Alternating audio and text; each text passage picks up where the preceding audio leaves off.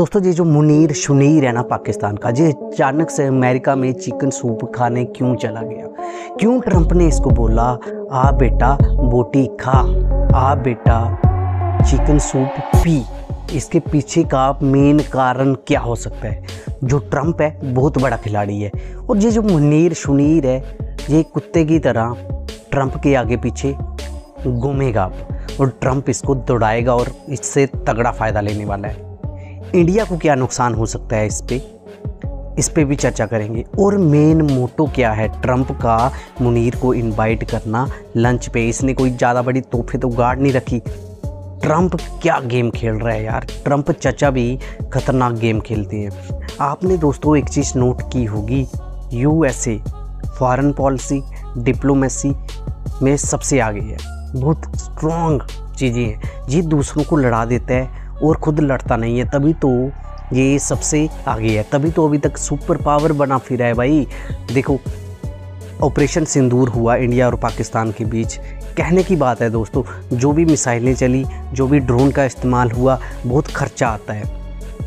और अमेरिका क्या करता है, बस ट्वीट कर देता है, फ्री फंड में मज़े ले जाता है और ख़ुद को एक स्ट्रॉन्ग नेशन बना के रखता है और दूसरों के बीच फूट पड़वाता है। मैं ये नहीं बोल रहा कि ऑपरेशन सिंदूर नहीं होना चाहिए, ऑपरेशन सिंदूर हुआ और जो हुआ उससे 4-5 दिन और चलना चाहिए था लगातार, ताकि पाकिस्तानियों को थोड़ा पता चलता कि इंडिया के साथ पंगा लेने का क्या अंजाम होता है। क्योंकि मिलिटेंसी तो बहुत है यार जम्मू कश्मीर में, कभी कुछ कांड कर देते हैं, कभी कुछ। अब मेन टॉपिक पे आते हैं, मुनीर शुनीर अमेरिका में क्यों चिकन सूप पीने गया?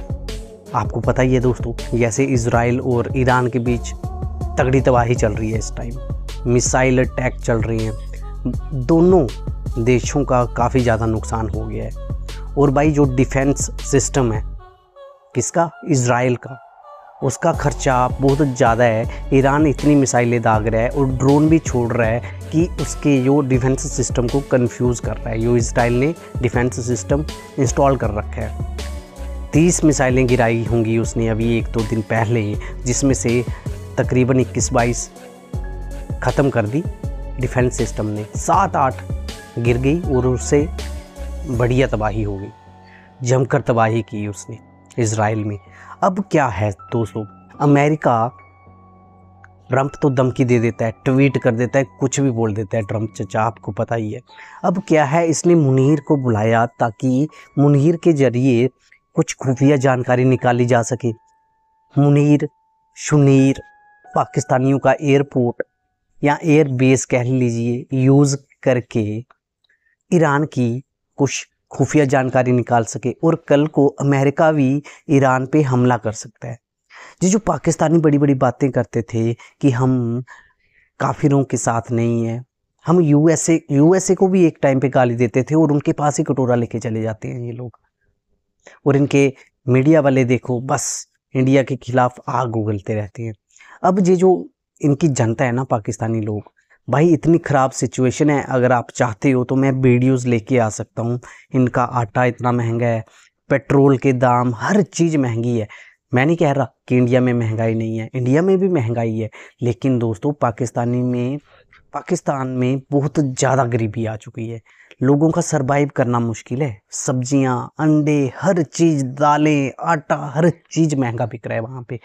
अब ट्रंप चचा की बात कर रहे थे हम, ट्रंप चचा क्या करना चाहते हैं, ईरान पे हमला बोलना चाहते हैं, नहीं चाहते कि ईरान के पास न्यूक्लियर बम बन जाए, और बनेगा भी तो दोस्तों इजराइल के लिए बहुत बड़ा खतरा साबित हो सकता है ईरान। इसलिए इजराइल ईरान के पीछे हाथ धो के पड़ गया है। हालांकि नुकसान इजराइल में बहुत हुआ है, अभी युद्ध जारी है दोस्तों। अभी हम कुछ नहीं कह सकते कि कब कौन सा मोड़ आ जाए इस बार में, क्या सीज फायर के लिए कुछ मीटिंग होगी या फिर ये युद्ध लगातार चलता रहेगा।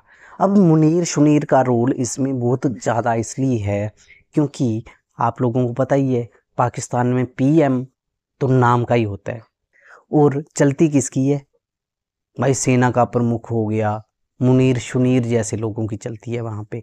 और ये दिन जल्दी देखने को मिलेगा जब ये मुनीर अपनी चाल चलेगा और तख्ता पलट कर देगा पाकिस्तान में और खुद बन जाएगा भाई मुशर्रफ की तरह।